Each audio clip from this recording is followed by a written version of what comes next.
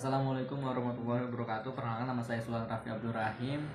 Saya di sini akan membuat video analisis politik Indonesia. Ya, mari kita mulai. Yang ingin saya bahas adalah korupsi bagi perkembangan demokrasi di tanah air. Korupsi dalam politik Indonesia menyikapi pemberantasan korupsi. Dalam video ini saya akan menganalisis efektivitas upaya pemberantasan korupsi di Indonesia serta peran KPK dan lembaga-lembaga negara lainnya dalam mengatasi korupsi. Analisis saya akan menggunakan kerangka teori institusionalisme dalam ilmu politik untuk memahami dinamika yang terjadi.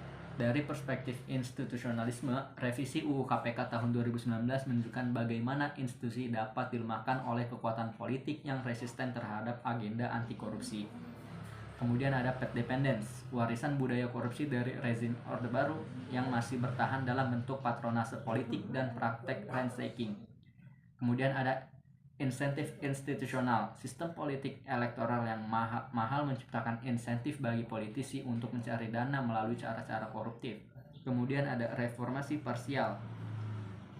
Reformasi anti korupsi belum menyentuh akar permasalahan institusional.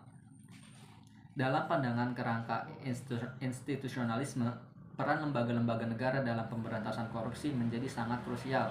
Komisi Pemberantasan Korupsi atau KPK dibentuk pada tahun 2003 sebagai respon institusional terhadap ketidakefektifan lembaga penegak hukum konvensional dalam menangani korupsi. Peran-peran KPK diantaranya adalah penindakan, yaitu penyelidikan, penyidik, dan penuntutan kasus korupsi. Kemudian ada pencegahan seperti pendidikan anti korupsi, sosialisasi, dan kajian sistem. Kemudian ada koordinasi dengan instansi penegak hukum lainnya. Dari pandangan institusionalisme, pilihan rasional KPK berperan mengubah kalkulasi untung rugi bagi pelaku korupsi dengan meningkatkan resiko tertangkap dan dihukum. Namun, revisi UU KPK tahun 2019 menunjukkan bagaimana institusi anti korupsi rentan terhadap perubahan institusional yang dapat melemahkan mandatnya.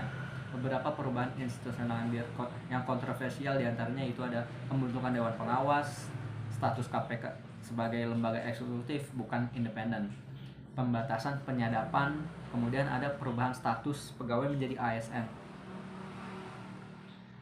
Kemudian peran lembaga negara lainnya yang ikut memperjuangkan pemberantas korupsi ada kejaksaan dan kepolisian yang memiliki satuan tugas khusus untuk menangani korupsi. Namun, secara institusional belum menunjukkan keberhasilan signifikan. Kemudian ada Badan Pemeriksa Keuangan atau bisa kita bilang BPK, berperan dalam audit keuangan negara dan menemukan potensi kerugian negara. Kemudian ada Pusat Pelaporan dan Analisis Transaksi Keuangan (PPATK), mengidentifikasi transaksi mencurigakan yang berpotensi terkait pencucian uang hasil korupsi. Kemudian ada Ombudsman, mengawasi pelayanan publik untuk mencegah maladministrasi yang berpotensi menimbulkan korupsi. Kemudian ada Mahkamah Agung dan Pengadilan Tindak Pidana Korupsi, berperan dalam mengadili kasus korupsi. Menurut pandangan institusionalisme, tantangan utama adalah koordinasi antar institusi dan menyelaraskan insentif institusional untuk mendukung agenda anti korupsi. Institusionalisme historis, warisan budaya politik Orde Baru yang bercirikan patronase masih memengaruhi institusi politik saat ini. Institusionalisme pilihan rasional, yaitu sistem pembiayaan politik yang mahal menciptakan insentif korupsi bagi politisi untuk mengembalikan modal politik. Kemudian ada institusionalisme sosiologis, nilai dan norma toleransi terhadap praktik korupsi masih tertanam dalam budaya birokrasi. Kemudian ada ketegangan institusional, keberadaan KPK sebagai lembaga superbody menciptakan ketegangan dengan lembaga penegak hukum konvensional. Ada beberapa rekomendasi untuk memberantas korupsi, yaitu reformasi birokrasi yang berorientasi pada kinerja dan integritas, reformasi sistem pembiayaan politik dan pemilu. Kemudian ada penguatan independensi KPK secara institusional, mengubah insentif institusional, sistem remunerasi yang adil dan transparan, penghargaan untuk integritas dalam pelayanan publik, peningkatan mekanisme pengawasan internal dan eksternal.